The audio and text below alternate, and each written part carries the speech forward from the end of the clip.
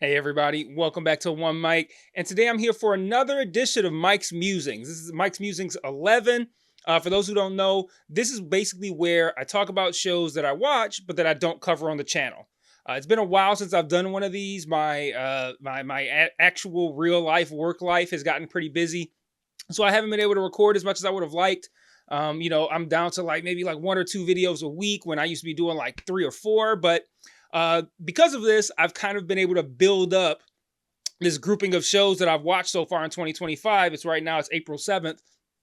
And I got a nice little collection of shows that I'm ready to talk about. I don't know how long this video is going to be. Could be 25 minutes, could be 45 minutes. I only bring bullet pointed notes. So I don't really know what I'm going to say. I'm just going to kind of wing it. Normally I don't do it this freestyle, but I figured the best way for me to actually get in front of a camera and start talking about these shows is to prepare slightly less and then see how it comes out. So here's the shows that I'm going to be talking about on this episode of Mike's Musings. Paradise, The Pit, Zero Day, The White Lotus, which I have coverage of up to, I think, episode 5 on the channel. But the finale aired last night, so I'm going to be talking about how I feel about that season as a whole. Invincible, this will be season 3, I think, of Invincible. Mobland, a second episode was released of that. I haven't watched it yet. I've only watched the one, but I got a little bit to say about that.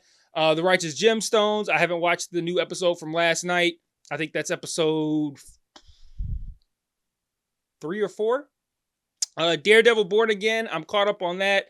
Dark Winds, I've only watched the first one of this season.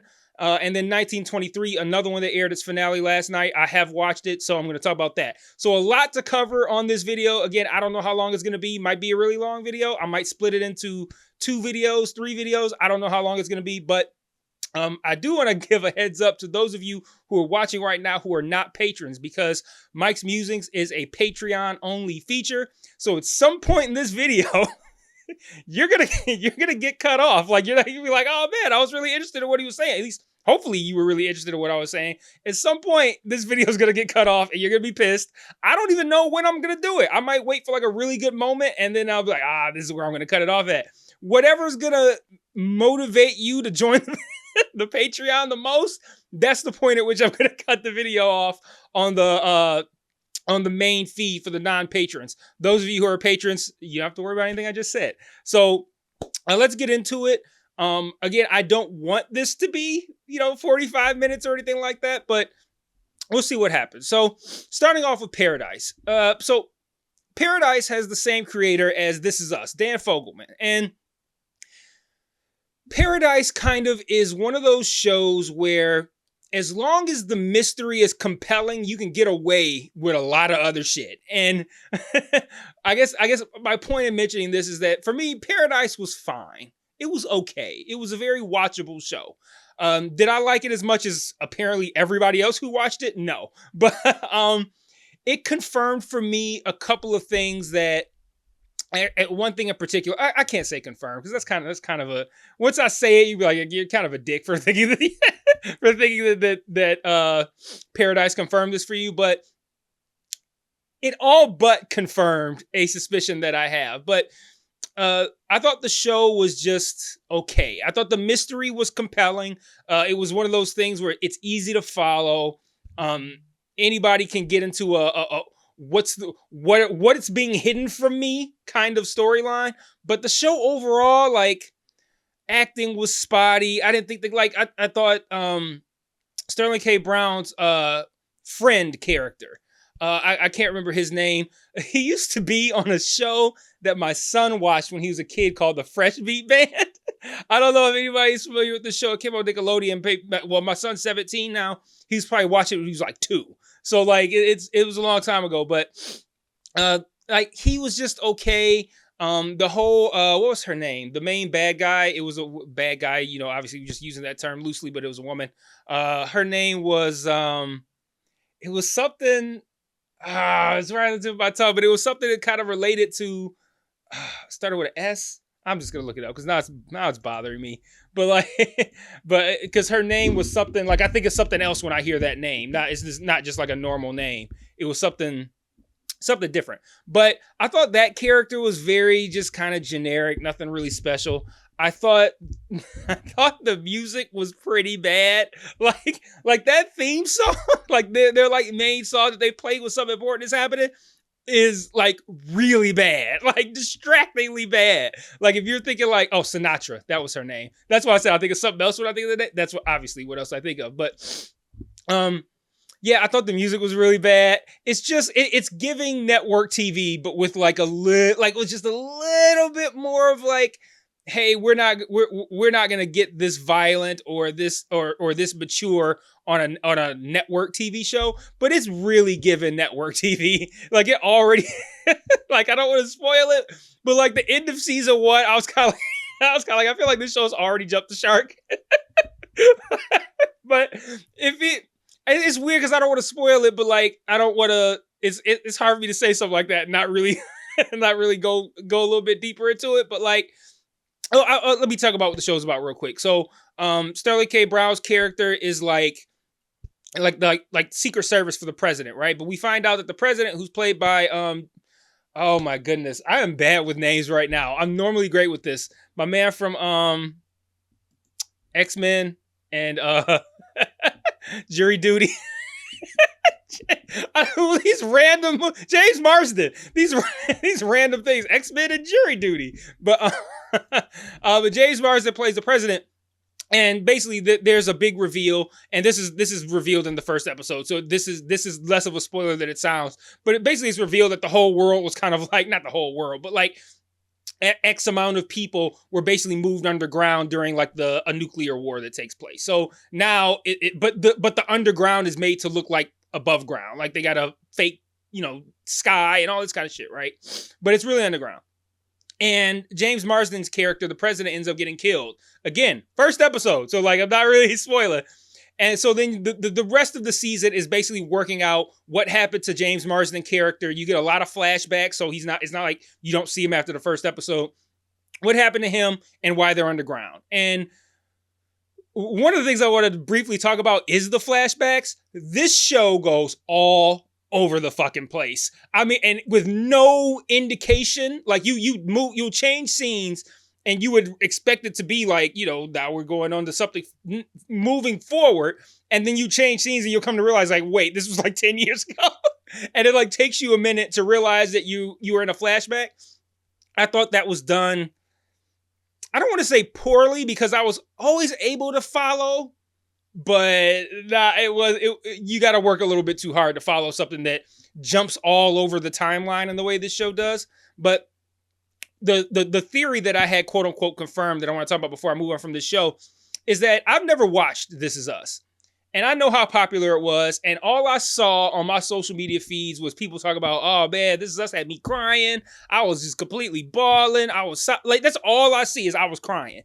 And I'm like, I wonder if This Is Us is actually a good show or if people feel it's a good show because it makes them cry all the time. You're like, oh, this is so emotional. Like, or is it a thing where like, of course, if a show is prompting you to cry, there's something good about it because it's bringing forth a real emotion out of you. But like, I just wondered if like somebody like me who's not prone to crying, if I would watch This Is Us and be like, I don't think this show is really all that good. It just makes people cry so they think it's good, but it's got like a whole lot of problems.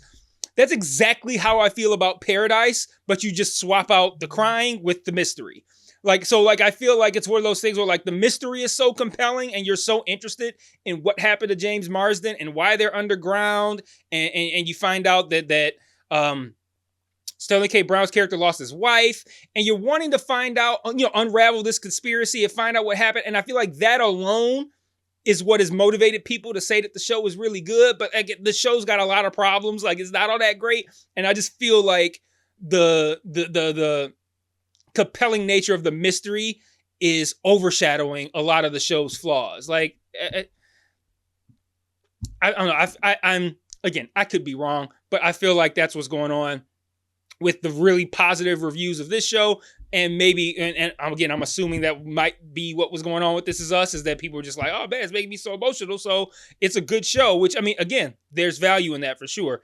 But I feel like I'd watch This Is Us, and me not being a person who's prone to crying, it'd be a lot easier for me to be like, that's fucked up, that's shitty, I don't like this. So we'll see. But moving on. Before I move on, Paradise, it's not going to make anything. Like it's not even going to make my honorable mentions. I can tell you that right now. It was fine. That's it. Nothing bad to say about it. Nothing great. Whatever. It's on Hulu. I think it's like 8 episodes, something like that. It's probably going to get a lot of seasons. It was very popular, but I'll maybe watch the second season, but I'm like half joking when I said that he was giving big Jump the Shark vibes at the end. So I don't know. I'll give the second season a chance, but I don't know. Low expectations for that one. Moving on to The Pit. It's created by R. Scott Gemmell, who was a writer and producer on ER. Conversely, before I even get into talking about it, so for starters, like I said, it's same writer, producer that was on ER has now created this show. It stars Noah Weil, who was also starring on ER.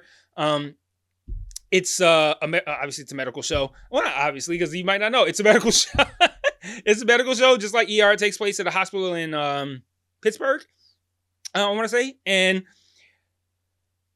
I don't even really know where to start. It's realistic. It's gripping. It takes you on such an adventure emotionally, but then also it never feels like it's trying to manipulate you emotionally, which is, again, kind of what, tying it back to This Is Us. I felt like, again, I never saw This Is Us, but I felt like it emotionally manipulated its audience into thinking that it was a good show. And again, I could be completely wrong. I might watch it and be like, yo, this actually was a good show. But based on Paradise, that's kind of how I feel about how This probably was. That it just kind of like manipulated your emotions and you're just like, oh yeah, this is a really good show. This is a show that it feels very natural. It feels like you are just in an ER on a normal night with things that happen within the normal space of time, as opposed to something where it's just like always on 10. Like you got motherfuckers coming in with arms missing and shit. Like 18 bullet holes, 18 GSWs. But this doesn't feel like that. Like it doesn't feel like it needs to manipulate you. It feels like, hey, we could just set up in here and show the audience what an ER is like, and that alone will be riveting. So, and it works. So the concept behind the show, aside from it just being in a hospital, is that it's 15 episodes and each one is a consecutive hour in these nurses and doctors' day in this ER. So I think episode 1 is like 6 a.m. to 7 a.m. And then I think right now, well, you could do 15 hours after that if that's what it is. But somewhere around 9 p.m. right now for the finale, which will drop / air on Thursday.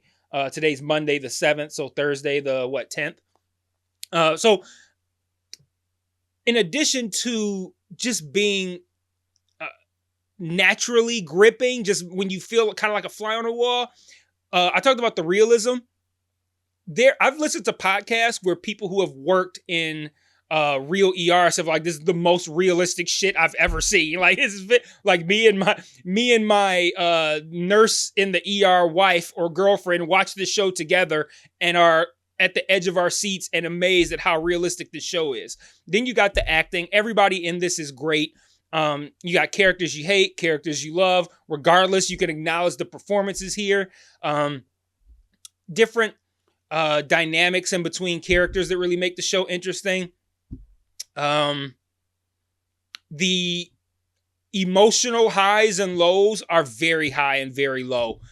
Really impactful moments, really sad moments, really good moments, really shocking moments. Like, nah, I don't want to spoil it. I want to talk about one in the most recent episode that is so low key, but I thought was one of the best moments of the series. But I don't want to spoil it for you guys. But we can talk in the comments. So if you want to reply to anything that I've said, hit me in the comments, or you can just join the Patreon. You can hit me there. But yeah, apparently it's the best medical show since ER. I haven't seen a lot of medical shows. I watched Grey's Anatomy for a few seasons, but that's really it. I haven't been into them that much. They all kind of seem the same to me. I'm tired of like medical shows. I'm tired of workplace mockumentary comedies, shit like that. So I haven't watched a lot, but I've been hearing it's the best thing since ER, and I have no problem believing that. It's it'll be in my top 10. I can't imagine 9 things coming out that I think, well, 10 things technically to make it not be in my top 10. 10 things coming out that are better than this. I just don't see it happening. So it'll be in my top 10. Where it'll be placed, I don't know. But it'll be there. Moving on to, let's see, what's next? Oh, Zero Day. So Zero Day is an example. It's like the counter to Paradise. There's a lot of things that are great about Zero Day. Like, it's got an insane cast. You got De Niro, Angela Bassett, Jesse Plemons, Lizzie Kaplan, Matthew Modine, Connie Britton, Joan Allen, Dan Stevens. Like, so many people in this, right? But when the mystery part is really shitty, it's really, like, those actors weren't really able to overcome that. I talked a lot about in previous videos and in other spaces. Maybe you're just on Facebook. I don't know. I talk about shit in a lot of different places. But I've talked about how Taylor Sheridan shows his politics are always very visible and very known. I think probably on Facebook when I'm watching fucking Landman or some shit. I'm like, yeah, like, this guy's politics are all over this show. Zero Day is like the left version of that. Like, Sheridan's shit is like the not far right, but like the conservative, the right-leaning kind of politics is what he has all over his show. And then Zero Day is heavy into the leftist type shit. So there's a terrorist attack in the first episode that shuts down everything for a fairly significant amount of time, like several minutes, not like a blink and like, oh, there was chaos. Like, it was 4 minutes, and it shut down like literally everything, like traffic lights, phone service, actual like regular, electricity or whatever, just everything. And while trying to figure out who is responsible for this, the former president, who is that's Robert De Niro's character, Angela Bassett's character is the current president. Robert De Niro's character, the former president, also seems to be experiencing some hallucinations. And he is recruited by the current president, Angela Bassett's character, to start this task force to figure out who caused this domestic terror attack, is how it's looked at. You get to the end, it was pretty underwhelming, pretty predictable. The show was a bit preachy. And it took a concept that is very frightening, the idea of a massive cyber attack that knocks out everything in the entire country, and somehow found a way to make it a bit less frightening by focusing on like more on like De Niro's character's personal mystery than the fallout from something like that having taken place. Like, I'd watch a whole show just on the fallout of something like that. And this was kind of like, okay, that's over now. Let's go into this whole digging into this whodunit type shit. And it ended up just kind of being underwhelming. There were a lot of people who shit on it, thought it was pretty bad. I wouldn't say it was bad. I don't think it's worth watching either, though. Like, if you're just like, hey, flip it through Netflix, what can I watch? Watch fucking like Love of the Spectrum or some shit. Like, you don't need to watch Zero Day. I'm sure go on my channel, you will find something that is on Netflix that I think is, fucking Adolescence. Watch Adolescence. Or watch Ripley, my number one show from last year, both on Netflix. That'd be crazy. My number one show in consecutive years is a Netflix show. That's crazy. Especially because I feel like Netflix throws so much shit at the wall for it to stick. It's kind of like, yeah, 1 in every 50 original Netflix shows is going to be good. But somehow that one can be the best show of the year on consecutive years. I'm not saying that's going to be Adolescence, but looking pretty good right now. So, moving on, let's talk about The White Lotus. So,